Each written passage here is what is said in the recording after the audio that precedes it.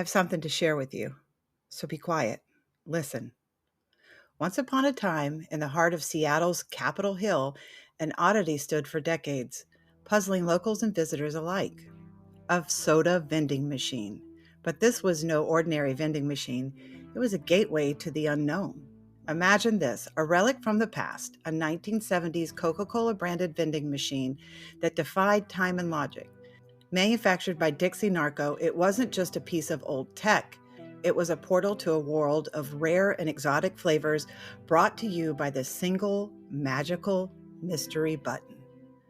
Nestled among the standard buttons like Coke, Pepsi, Dr. Pepper, and Sprite, there was a button that simply read Mystery. Push this button, you would net a randomly selected mystery flavor. But these weren't your everyday cola flavors.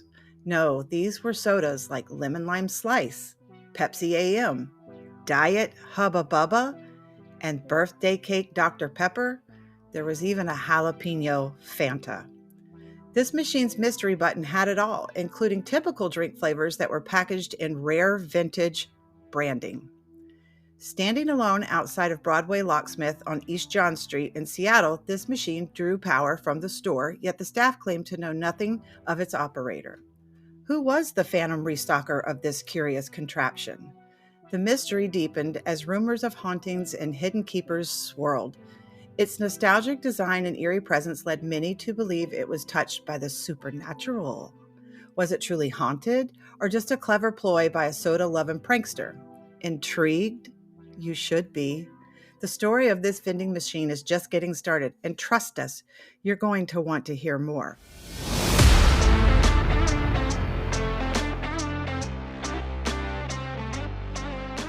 Get ready for unfiltered banter, laughs, and a barrel of fun. This is Monkeys Unfiltered.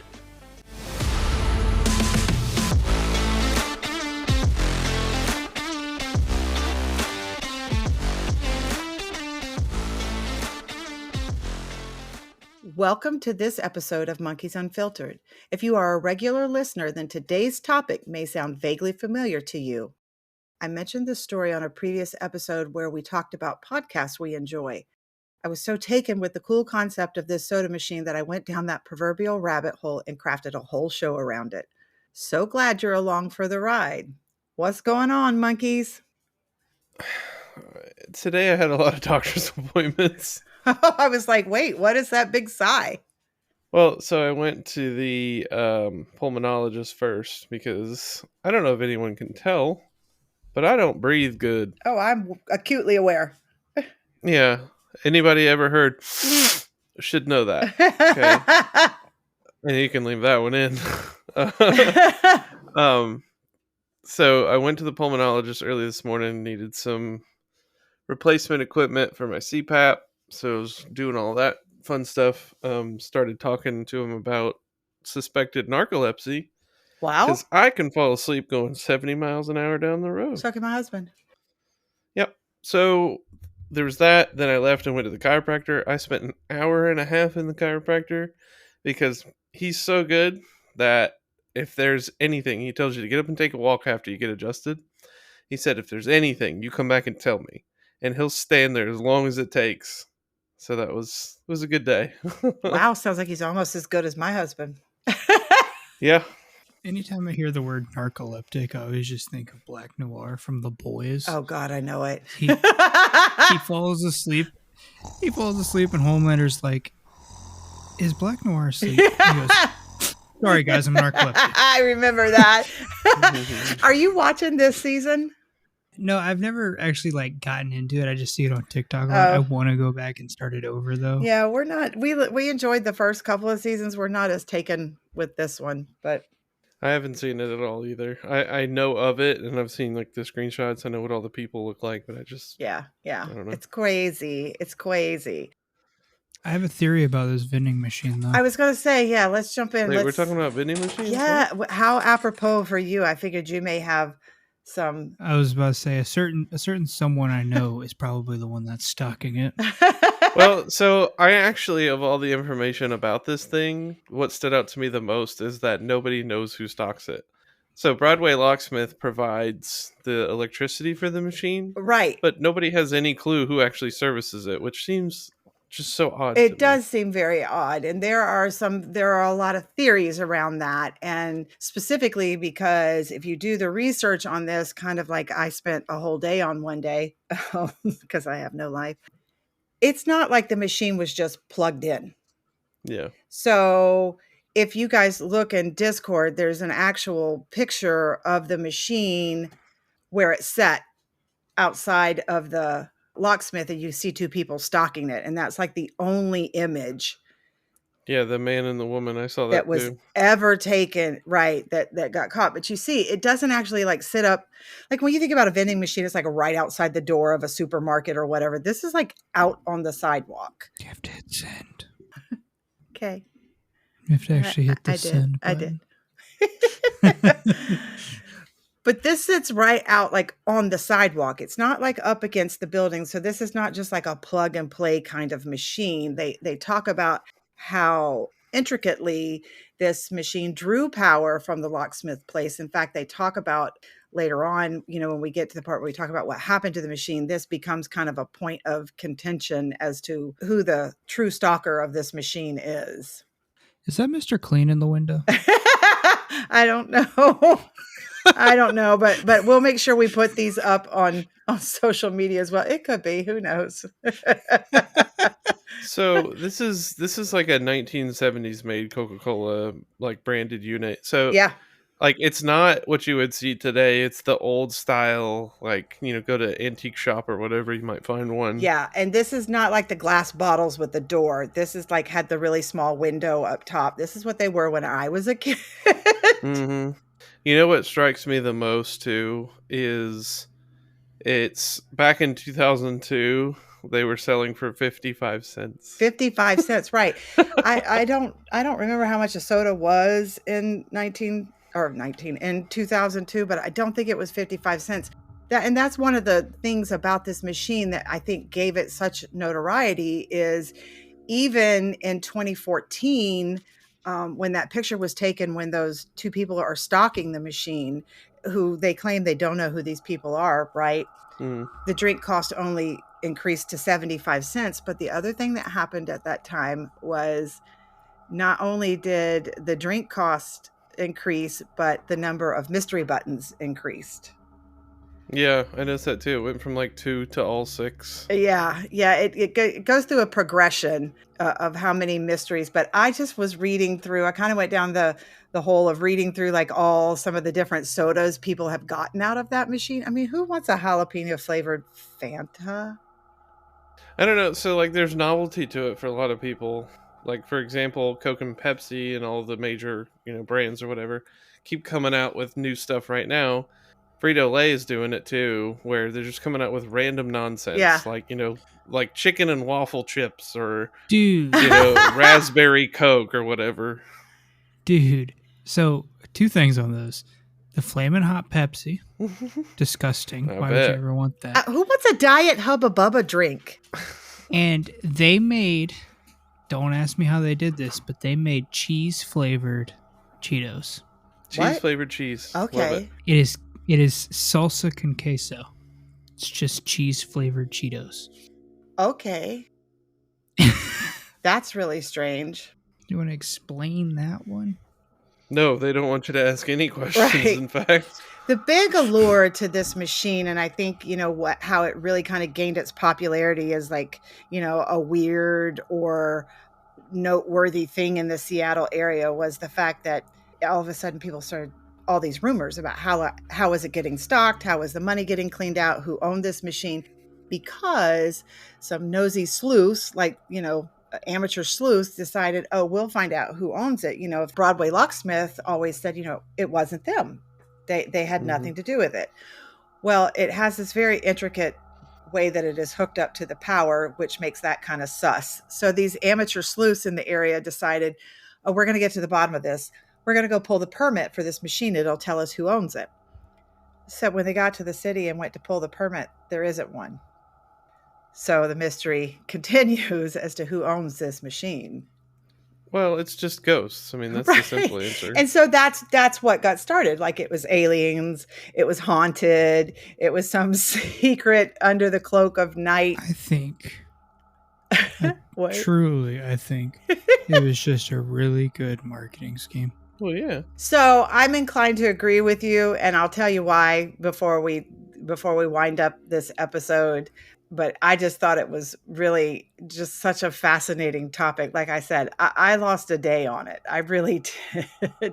Because one of the other things that I just found, like, this really has to be someone who's dedicated to this, right? I mean, they really have to have a passion for like rare sodas or something, because a lot of the sodas that come out of the machine, like I mentioned in the intro, either have this very rare vintage packaging. Like if it's just a Coke, it's in some very unusual or just small run packaging that you wouldn't expect to have come out of a vending machine, or it's a product that was only manufactured and sold overseas. So someone's having to bring it in.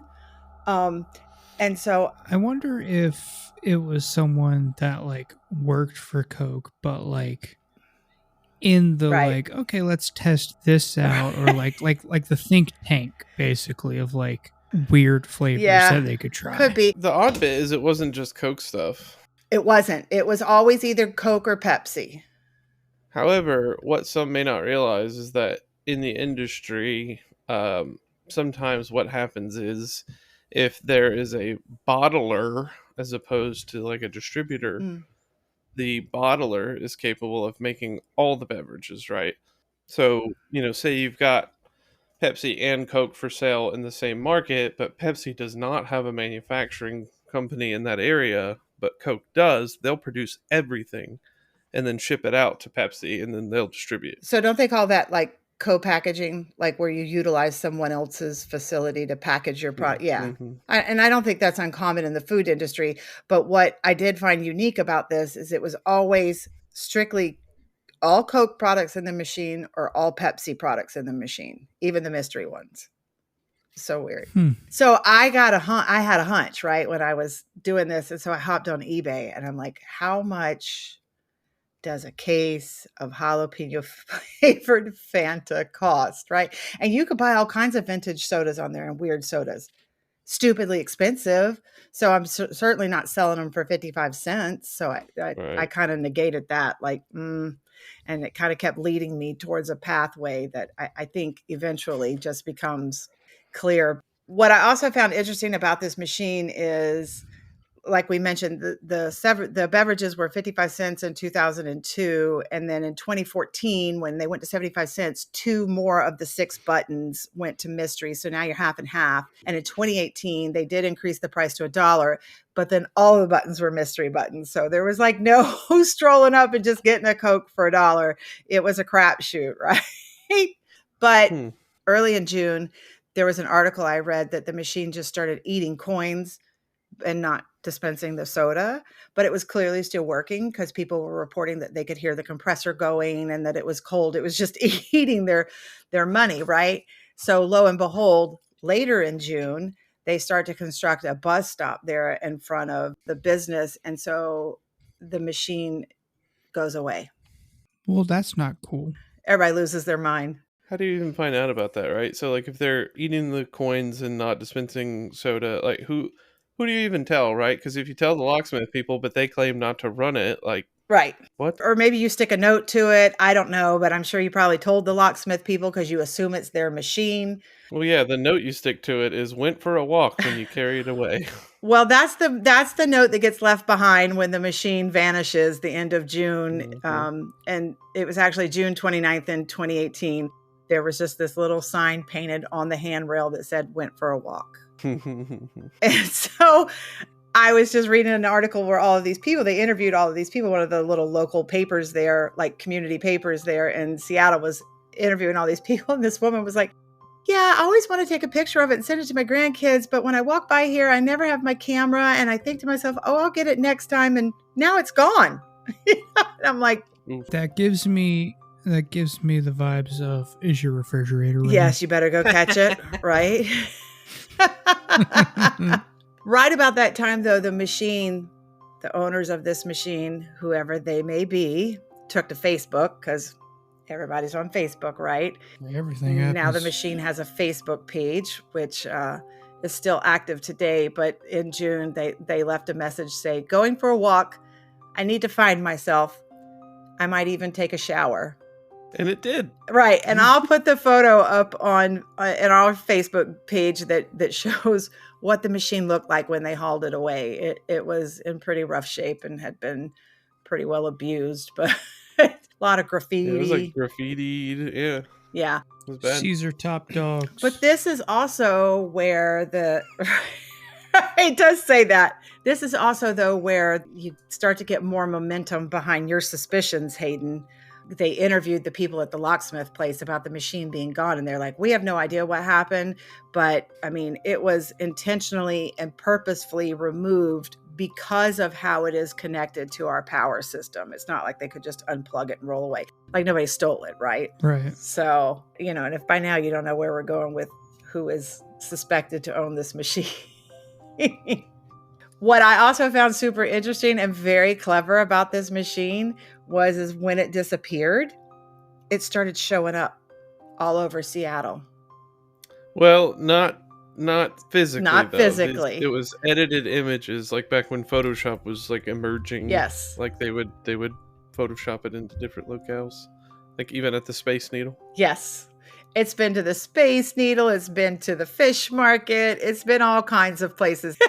You can see all these photos on their Facebook page. And it even has one earlier this year. It was doing a Mother's Day post. And it was like a vintage Coke, like one of the very first Coke machines, like really old, kind of the iceboxy looking ones. And it was like, "I'd like to wish my mother." And it puts the picture of the older Coke machine up there. Happy Mother's Day, and happy Mother's Day to all the other mothers. But it just goes all kinds of places, which I thought was just such a clever ploy by whoever is doing this, to keep the Facebook page, because they've got like 35,000 followers. Yeah. Yeah. It's not a small number. No, it's not. I mean, it's been to the Space Needle, the Eagle sculpture, the fish market, the stadium. It's been all kinds of crazy places. Holy cow! I just said when Photoshop was still new. Do you know Photoshop came out in February of '90? Yeah, I wasn't going to correct you, but That's crazy. Yeah, I would have never guessed. It's been around for a while. I mean, so like Jason, in your job, restocking a machine is part of your job, right? Yes. The machine on your route. And so is that typical then? If the machine has a malfunction, do they go to the store and say, "Hey, that machine ate my money"? No, the company has a department specifically for those purposes. Right. So say they were in a local, there was a machine out front of a local grocery store and it ate my dollar. And I went inside and I said, "Hey, grocery store manager, that machine ate my dollar." I mean, what are they going to tell me? So that's easy for the grocery store to handle, like because they receive the payment. So they could easily like, "Here's your dollar." Oh, got you. Or, open up the machine, get the drink for you, whatever. That's an easy fix. Isn't it like the business leases the machine, technically? In certain cases, the company can also just purchase the machine outright. It just depends. Yeah, it just has all the branding on it and carries specifically that product. Mm-hmm. And so the point being, though, is companies either leasing or owning the machine. It's not randomly placed by the product company. Mm-mm. Right. No, there's like an agreement to be made. There's like, what would you call it? Like either, split profits to decide, that kind of thing. Yeah. So there again, another little thread, as you would say. We all know how I am about threads. Hayden, who do you think owns the machine? Coke or the locksmith people? Locksmiths. Yeah, that's what Yeah. Why do you think the locksmith people own it? Well, I mean, if it's not just Coke products showing up there and it's Pepsi, that would be the most logical choice, because I feel like Coke and Pepsi could never be working together on something like that just for a little bit of promotion in one neighborhood in a corner of Seattle. You'd be surprised, actually. I'm saying like on such a small scale, though. Right. So go ahead. My theory is it is the locksmith company because, first of all, the lock was purchased from that store. And then second, when it was all detached and moved around, that was very precise. And so if they were receiving power from the locksmith place, like it would stand to reason that the employees of that place were the ones to do it. Yeah, I read an article where they could not have I almost said uncopulated. They could not have unhooked that machine from the locksmith's power without the locksmith knowing they were doing it. they would have had to gain Mhm. access. And so that kind of got my mind wondering, and I went down that rabbit hole too as to who owns this machine. And so there's a lot of theories out there, and if you go on YouTube, they're like everywhere. But there was this one particular guy, and I don't remember his name, and I don't remember the name of his channel. I'm horrible about that. But he did a really deep dive. And so he went to visit the locksmith place, and they adamantly deny it's not their machine. But while he's inside of their establishment, he notices that the locksmith guy has some old vintage candy machines in there as well. Like the old kind you put like the nickel in and twist it, and 4 or 5 like M&Ms come out of it, or what, the old kind that are like 3 and 4 canisters on one stand. And as he's The Black Plague of our day. yeah. And there are some other things he points out as he's in the store that like, this makes me think, and this makes me think. But then he goes back to that photo of the 2 people that are restocking it. And he's like, this could be the guy that owns the locksmith place. But there's another image that I did not grab, and I should have, and I will, to make sure it makes it to Facebook.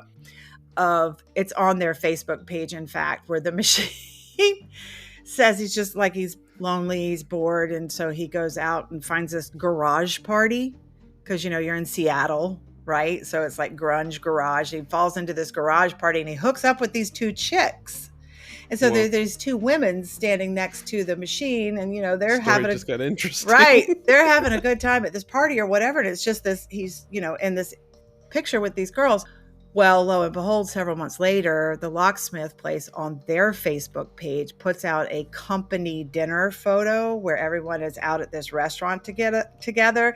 And there's an uncanny resemblance of 2 women in the locksmith photo to the 2 women that are in the garage party photo. And so speculation really goes hard on the locksmith place after that. Pure coincidence. Yeah, that's what they say. They say everybody has a doppelganger, right? That's actually true, I think. Right. But one of the things I also found really interesting about this machine, and I kind of really wasn't sure how they were taking this, is in October of 2020, and we all know what the world was dealing with at that time. No. I got no idea. What do you mean? Couldn't tell you. I mean, people were starting to come out and get around again. I mean, we all were headed for Hawaii. People were starting to come out and socialize again, and starting to want to get their lives back. And on the 19th of October, the machine posted on its Facebook page, "I'm thinking about making my way home, but I'm not quite sure. I don't want to be touched." And so I kind of walked away at the end of my day of research thinking, wow, that's like a really cryptic message, right? And I'm like, is the machine referring to COVID, or is the machine referring to the fact that it had been abused and mistreated for the years leading up to that, and he wasn't really sure he wanted to come back and be a part of that again? Yeah, the machine has sentience, and it knows that no means no. Oh my God, that's so funny. Like, I'm tired of putting out for money. Yeah, the Facebook page, I'm telling you, the Facebook page, I spent hours just looking at all the photos and reading all the captions. So I do think it is the locksmith guy. There's a lot of similarities between the style of posting between the locksmith's page and the Coke's page. They like some of the same things. They have some images that are very similar. They post similar things around the similar time. So here's the burning question for me, though, about this is why? Why is he doing this? Yeah. It draws business. Like, so But does it? If the local legend gets whipped up enough, people will at least go to the machine, and then, like, who knows? Hey, while I'm here, I need a padlock. I mean, I don't know. Right. Plus, you make money from selling the drinks anyway, so whatever. Yeah, or is it that you go to that machine and you're like, the machine at the locksmith place, and so the next time, the locksmith place, buy the machine. It's that advertising. It's word of mouth. Yeah. I kind of sat on that one for a while. What were you going to say, Hayden? Maybe, right? They put it out there to start the legend and have that word of mouth, but then when people drive their cars up and want to get a Coke or whatever out of the machine, somebody sneaks out and breaks the locks on their car. So then they have to go into the locksmith and be like, "Hey man, the lock on my car's broke. That's funny. Right? I don't know how you go this long without being caught Right. replacing product in the machine. I mean, just the one occasion is all that we know. And I'm Like, telling you know, there had to have been someone to like stake it out for like 3 days. So there is a Mhm.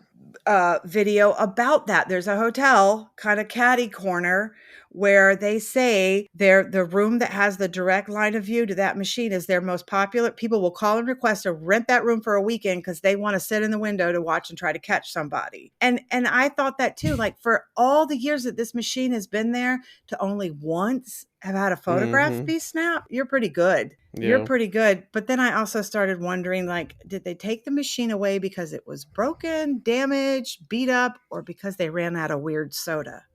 Well, it's like a Twilight Zone situation. Like it falls in and out of reality. It's like Yeah. teleporting out of the back rooms ever so often.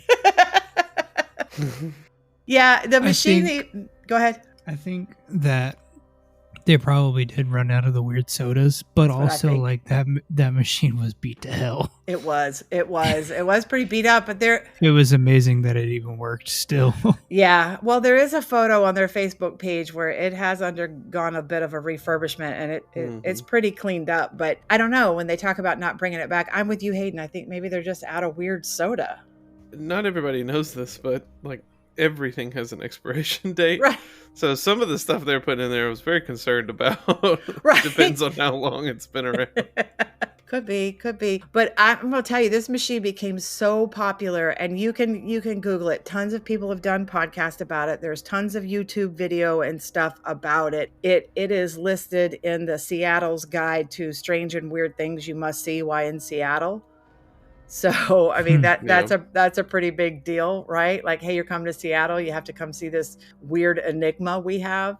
But it's so funny. But they did talk to somebody, the little Seattle Met, the little newspaper there, talked to some of the folks in that neighborhood. And now they're saying that they don't know that the neighborhood still fits the machine because the neighborhood has kind of moved on and become more corporate. And, you know, the machine is kind of like that weird, grungy, and they're not really sure what. Corporate America ruining everything again. Ruining everything. I know. There's so many It's parables. Bezos. Oh, it's Jeff. Jeff took the machine from us. Damn you, Jeff. Bring back our machine. Oh, man. Bring back our machine. Listen, man, you already got all the money in the world. Why you got to take the one thing that gives those people joy? Right. I can't explain why I was so fascinated by this little story, but just the fact that someone was that dedicated to, I don't know, like pumping a little bit of joy into their weird neighborhood in Seattle, you know, press the mystery button and see what you get. There's tons of stories out there of people like spending $5-10 just to see how many different kinds of sodas they can get out. Yeah. That's like, you know, the human nature of gambling. Right. Oh, I don't know anything about that. It's a loot box. I'm not married to someone who, right.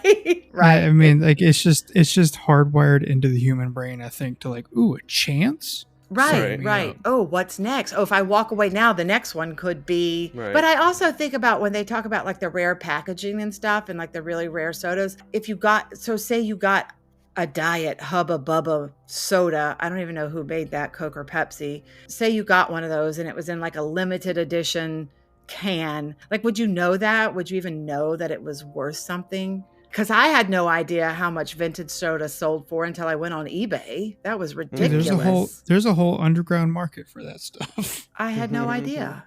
And an above ground market. Right.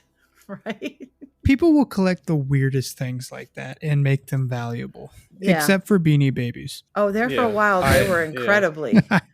Yeah, not anymore. Not anymore. It's just shifting gears just a little bit, but the whole sign being left on that says, you know, I went for a walk or I need to take a shower or whatever reminds me of something I saw a few days ago. This is actual pilot complaints sent to mechanics and the mechanic responses. I don't know if you guys have heard of this. No. So, for example, there's stuff like left inside main tire needs replacement.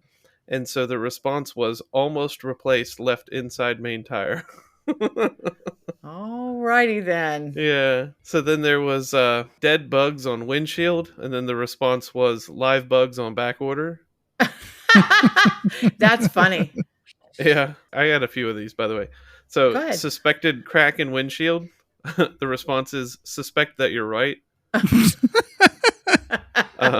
The complaint being number 3 engine missing. The response being engine found on right wing after brief search. Oh my gosh. The last one, there's way more, but I'll end it on this one. The complaint being mouse in cockpit. The response being cat installed. I don't know one. why, but I linked those two things together for some reason. It like triggered that memory in my mind. I see something similar to that on TikTok all the time, but it's car mechanics. And it's Yeah. like customer states or whatever. Yeah. They're like the car goes or something stupid. I saw one that was like customer states weird metal banging noise when they break. And it's like he did it and he heard the noise. He did it again and he like turns his head and he reaches down behind the seat into the back seat and pulls out a water bottle, like a metal water bottle. Yeah, there you And go. that's what was making the noise.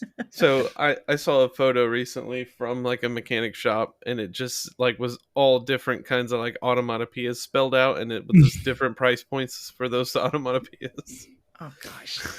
See, and I went a different direction. While I was like going down the hole about this, I got fascinated with what else you can buy out of a vending machine. Okay, there's some real crazy things we're not going to talk about. Let's not go to Japan. Yeah. I was about we're to not- say, Japanese vending machines are freaky. No, we're not going there. Did you know in the United Arab Emirates you could buy a gold bullion bar out of a vending machine?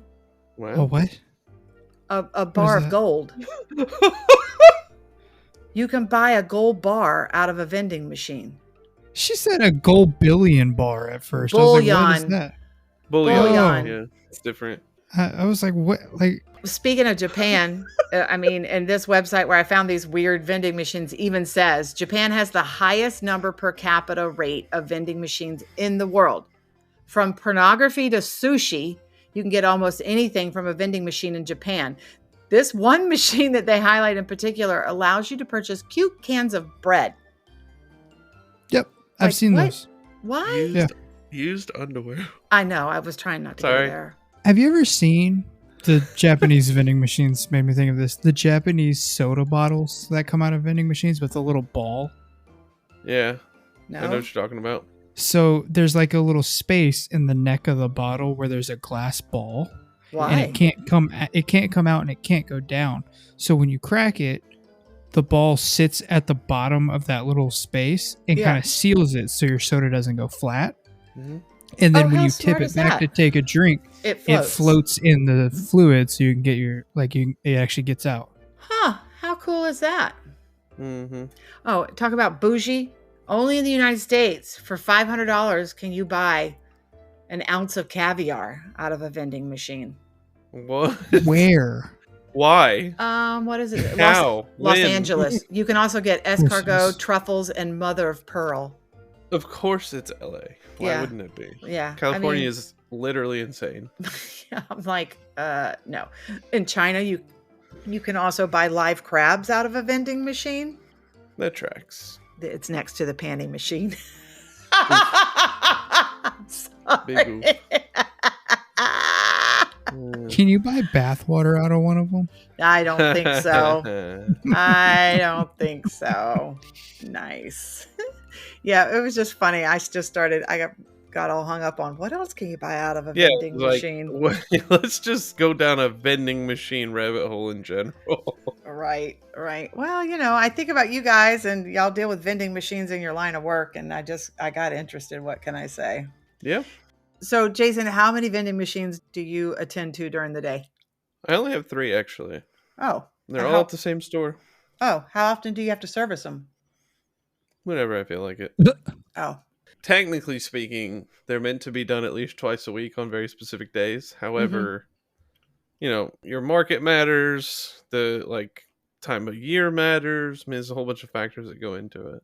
so you know how I have ADD. Hold on. So you know how when you go to buy a car and they always put you back there in the waiting area near service where they have like a TV and 14-year-old Mm-hmm. magazines and a snack And machine and stuff. generic water bottles and Mm-hmm. old And magazines. Yeah. there's always a soda machine back there. So, like, does the car dealership own those soda machines? Are they responsible for? No, it just depends. I mean, like I said, it depends on whether they're leasing, borrowing, whether they pay merchandisers to come deal with that. Got it. It can be And so, anything. what kind of weird flavors do y'all have in the warehouse that aren't on the shelves? I Can don't want to can get you into can that. you talk about that? Is that top secret industry stuff? Well, But you do have some, right? I mean, every quote unquote new whatever like is on grocery store shelves. So, Oh, so y'all don't have anything that hasn't been mm-mm. pushed out. So There, what? I was still on weird vending machines. Oh Finish what you yeah, were saying. tell me. For $1, you can get mashed potatoes in a 7-Eleven in Singapore. You That you sounds get your cup, disgusting. you press the button, mashed potatoes come out, and then you press the next button and gravy comes out. That sounds disgusting. My The, For dog would $1. love it. I have two favorite vending machines. One is the one, Mom, we used to have these on campus in college where you can get the coffee Oh, or the lattes or hot I thought chocolate you or were going to say whatever. Scantrons. No, yeah, I mean they did have those too. That's funny. But no, the ones with the coffee, so you can get like a latte or hot chocolate or whatever. Mm-hmm. They were probably like the most horrendous thing you could put in your body, but I Right. don't know, I enjoyed them. And then the other one would be where you put $1 in and you get literally $1 back. What? A change machine. Oh, what? And There's why a do I always feel the incessant need to like count the change I got back to make sure it's right? Because we're just an untrusting people. Like that's just how it works. Right. Like, don't dare rip me off for a quarter. That's at the bank. I do the same thing. Like they're professionals who deal with money all day, and I'm like, I don't know. Yeah. What were you going to say, Hayden? there's a burger vending machine in Moscow. Why? That sounds gross too. Yeah, there was Whole like a. burgers. Those must be like pretty patties or the ones Neptune made or something. Oh, here you go. Draft beer machine in Japan. Hey, now you're talking my language. There was one, I don't remember where it was. It was called kosher hot nosh. You could get like kosher hot dogs out of it. I'm Hot like, nosh. okay. There's some really good nosh right here. I know, right? Oh my god.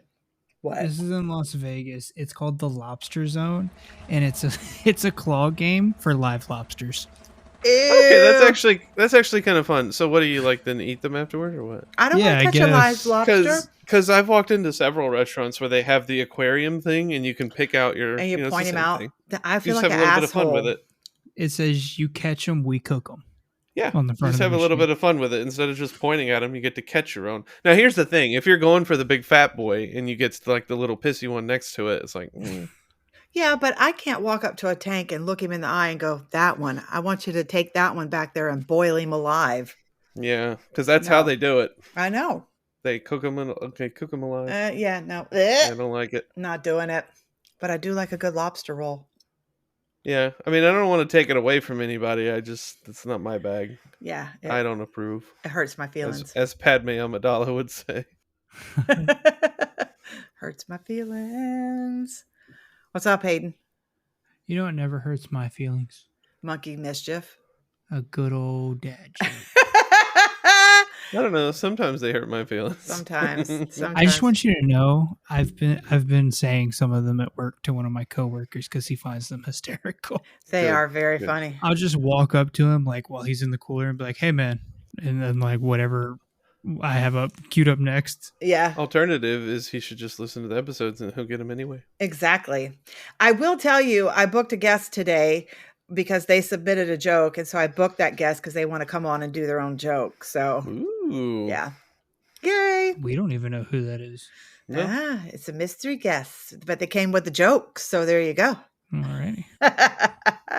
They just hit me up and were like, hey, anyhow, if you don't know what Hayden's talking about, every Monday we post a dad joke on our Facebook page and invite you to drop your guess in the comments. We call it Monkey Mischief Monday. Then you come back on Wednesday, middle of the week, hump day, need a little break from the mayhem of the ongoings, and you get the rest of that joke with us here on air. So if you visited us Monday, you would have seen we posted, what is the difference between a hippo and a zippo? The first letter. Well, The first letter. It's a True. fair guess. true, but that is not the answer. Yeah, I don't know. One is lighter than the other. Ha! Yes, you did it. Wait a minute. Hold on. One is really a little heavy. lighter. One is really heavy, and the other's a little lighter. Good job, Yeah. Hayden. That's awesome. Sweet deal. Way to pull it out. We'll give you points for that one. If you think you have a joke that would be good for monkeys, please visit us at www.monkeysunfiltered.com. There's a submission form at the bottom of the page. If we select your joke and voice it on air, you will receive a one-of-a-kind, way far, cool, out-of-this-world Monkeys Unfiltered Sticker. Return the slab. sticker. Sticker. I think you just dream up new ways to say that every week. Well, I can't run across the room anymore, so. Well, this is true. You can't do that. No mo. Because there's Anyways. a wall right there. Yes. You ought to see how far you can get away for us to actually still pick it up. I you know what I just love, just like the concept of just hearing sticker. Sticker. Yeah. I don't know where you are. Probably like down the street at Lowe's, but that was really I was good. in my Funny. dining room. Oh, well, there you go. I can go farther. No, I it's can go all into the right. living room. That was Okay. pretty good. I feel like you're going to be running to the dining room every episode now. So we may never know what happened to the Capitol Hill mystery soda machine. Was it taken away by its operator for self-keeping? Did it embark on a journey or a final adventure? Is it in hiding? Was it a victim of progress and removed to make room for development? Who knows? Yeah, it went into witness protection. That was my thought. I bet you Jeff Bezos knows because he's the one that Yes. got it taken out. It's a Pepsi machine now. But I, for one, am glad that I discovered the It story. changed genders. It's soda fluid. Oh my god. More dad jokes. I, for one, am glad I discovered this little mystery soda machine and was able to share this story with you guys today. Thanks for indulging me. And I do appreciate that the mystery, I do believe, will remain unsolved, although the locksmith people own it, period. Right. Also, let's get some likes and some ratings for being able to do a 45-minute show about a vending machine. Yes. Please yes. and thank you. Yes. Yes. While you're out visiting the Monday Monkey Mischief, make sure you are liking and following our social media pages. And if you happen to be listening to this podcast right now, just reach right up top there on the app that you're listening to it on and hit the subscribe button. And if you're able to, give us a rating. It really helps. We're trying to Please, get the please, algorithm please. to pay attention to us, and we need you guys to help us. You can watch Hayden fight flies. Flies, which is better than fighting fourth graders, which is what he likes to do. Oh my Right. god. Right. So, reminder that we're no longer just on Spotify. You can find us on YouTube as well. Yes, you can. You can find us wherever you listen to your podcast. And if you don't find us, We'll find you. All right, Nice. monkeys. Until next time, see ya. Later. Go bye.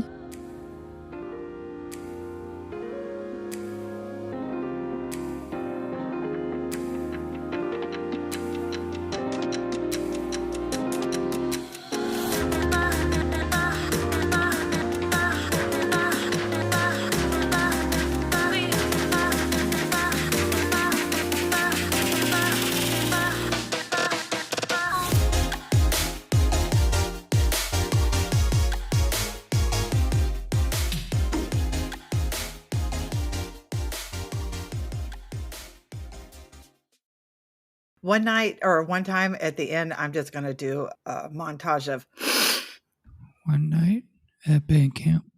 that was one time. It's one night in Bangkok. Get it right. Yeah, whatever, dude. Yeah. Okay, hold on, guys.